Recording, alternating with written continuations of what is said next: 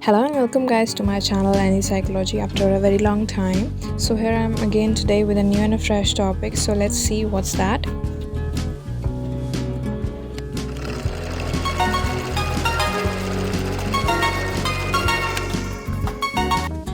So our today's topic is heartbreak, love and psychology. How heartbreak and love and heartbroken people, how they are linked with psychology. So here we're going to discuss about that. So nowadays heartbreaks are very common and very often. So most of the people they are in love and most of the people they are like fallen in love and then they are heartbroken. So today we are going to discuss what is the link between heartbreaks, loves and psychology. Most of the people when they are heartbroken from their partners or from their rejectors who reject them or who rejected them in their past life, they are very disappointed and they want to reconcile with them and they want to reconnect with them, rejoice their life with them, but somehow this is not possible for them, and that affects a lot for those people. So when you are reeling from the finale of a romantic relationship, or we can say love relationship, that you didn't want to end but it end, however your emotional and bodily reactions are a tangle, like you don't even know what's happening with your mind and your emotional status at that time. So you are still in love and want to reconcile, as I said before, with that person who rejected you or broke your heart, but you are also angry and confused that okay, you want to end this relationship. Simultaneously and side by side, you are jonesing for a fix. You want a fix of the person who has abruptly left your life or broken your heart, and you might go to dramatic and even embarrassing moments, sometimes in publicly or privately, with your own life. And the only reason doing that is to get that person or that specific individual relationship back in your life, even though you know the part of your heart knows better that it won't be very much longer if you are staying with that person, but still your heart wants that, so it is still in the motivation mode. So now on, here comes a question that what does our brain look like when we are in the throes of such edge of such agonizing heartbreak, which is very depressive and turmoilful. Why humans may have evolved to feel such deep and depth pain in the wake of a breakup when they are going through a breakup from their partners. In a study led by psychologist Art Aaron, neurologist Lucy Brown, and anthropologist Helen Fisher, individuals who were deeply in love with their partners viewed images of their beloved ones who they love and simultaneously had their brains scanned in an fMRI machine, which maps neural activity and the activities of brain by measuring changes in blood flows and in the brain. The fMRI's vivid casts of yellows, greens and blues fireworks across gray matter has clearly showed that romantic love activates in the caudate nucleus via a flood of dopamine. Dopamine is a compound that is activated in the brain, like a neurotransmitters to see the neural activity of the brain, that what is happening inside the brain and what are the activities inside it. So now what happens is when dopamine is released inside the brain as a neurotransmitter, it feels good. It carries the natural activities of the brain and it carries good, and you want more and more, like you are in a goal-oriented mode and a motivation mode. So nicotine and cocaine also follow the same rule. So as the same, when you are in love, you are an addict, like you are an addiction of love, like you have addiction of nicotine and cocaine. So in 2010, the team who first used fMRI scanning to connect love and the caudate nucleus set out to observe the brain when anger and the hurt feelings are observed in the brain activities. That means anger, love and hurt feelings enter the mixed coordination. So the researchers team, they gathered a group of individuals who were in the first stages of their breakup, all of whom reported they thought about their partners, like the people who were being researched, they thought about their partners approximately 85% of their waking hours and dreamt about them also while sleeping and yearned and want to reunite with them, like 85% of their time when they are waking up and still dreaming of them and still want their relationship with that person back in their life. So they, even though they are heartbroken by those person, by any girl or any boy, but still they want them back. So this also includes inappropriate forwarding to their partners who have recently broken their heart, writing or texting, emailing, pleading for reconciliation, sobbing for hours, crying, weeping for them, drinking too much, and or making dramatic entrances and exits into the rejectors or their partner's home who have broken their heart, place of work or social space, like they are following them or they are just stalking them.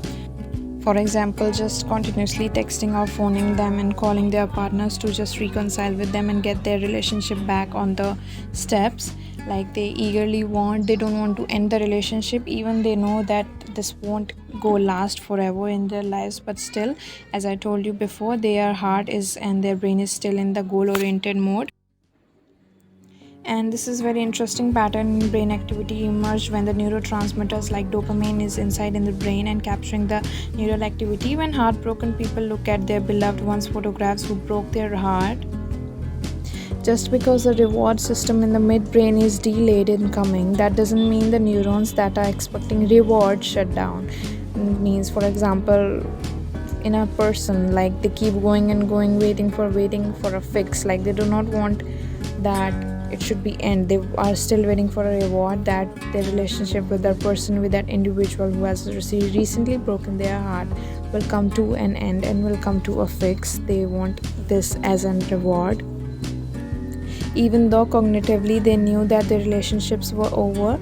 Still part of each participant's brain, like still part of everyone's who are heartbroken's brain, was still expecting for a reward. The orbital frontal cortex, which is involved in learning from emotions and controlling behavior, has already activated and has never stopped. They were still addicted in love. As they viewed images of their partners, regions of the brain were activated that typically fire in individuals' cravings and addicted to drugs.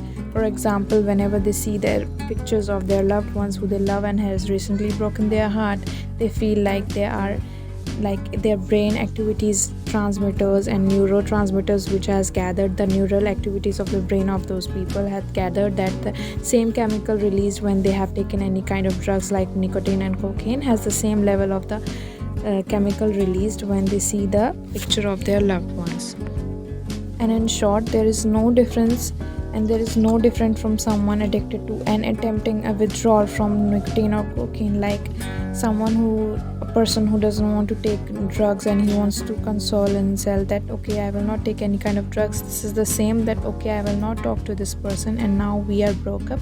So this is as same like a person who is withdrawing himself from the drugs like nicotine and cocaine, and same as well withdrawing with the person who they don't want and who they are break up with now.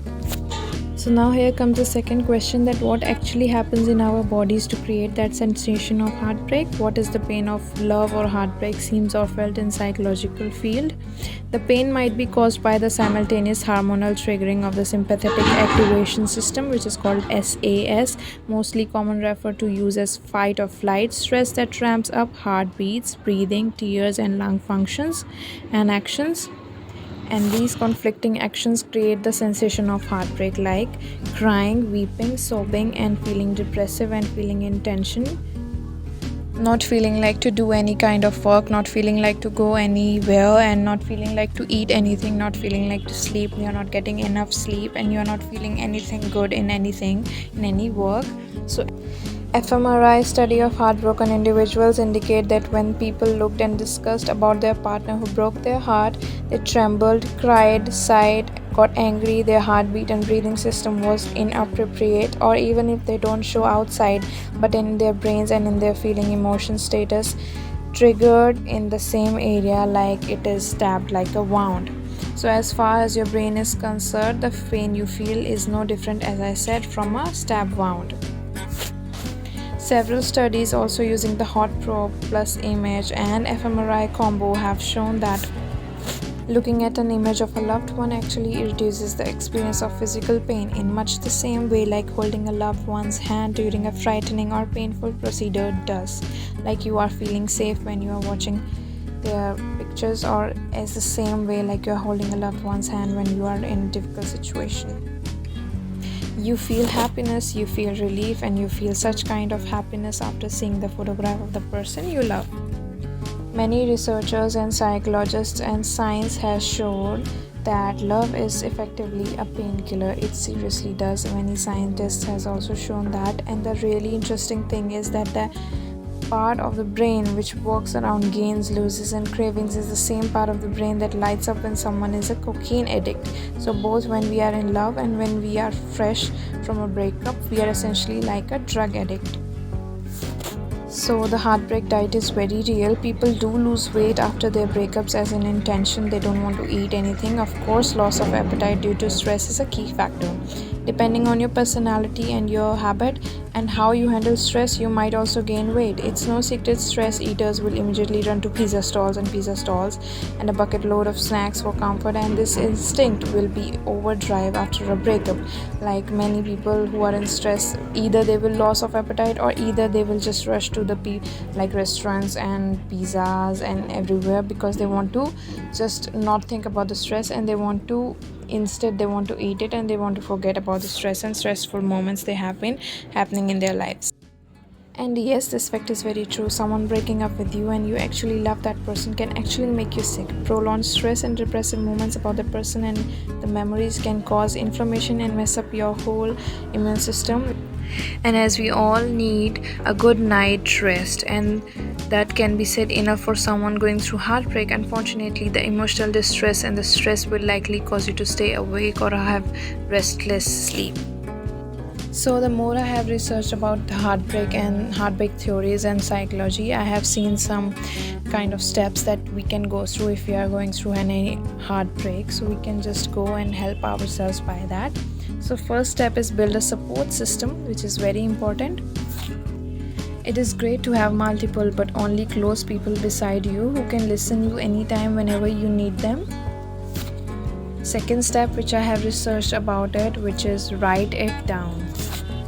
One way to suppress and process your emotion is to write them down. Writing down your emotions help yourself to go through and face them. Third step is have a mantra. Mantras, or we can say supporting and motivational lines, because they are a quick way to keep your mind focused on moving forward. For example, who's meant to be mine will stay forever. You can think about it, and this can be your mantra too. Fourth step is breathe. Meditation can be both a healthy distraction and a way to help you work through your feelings, and it can help you to distract from the outer world and the outer environment which is distracting you for your own self.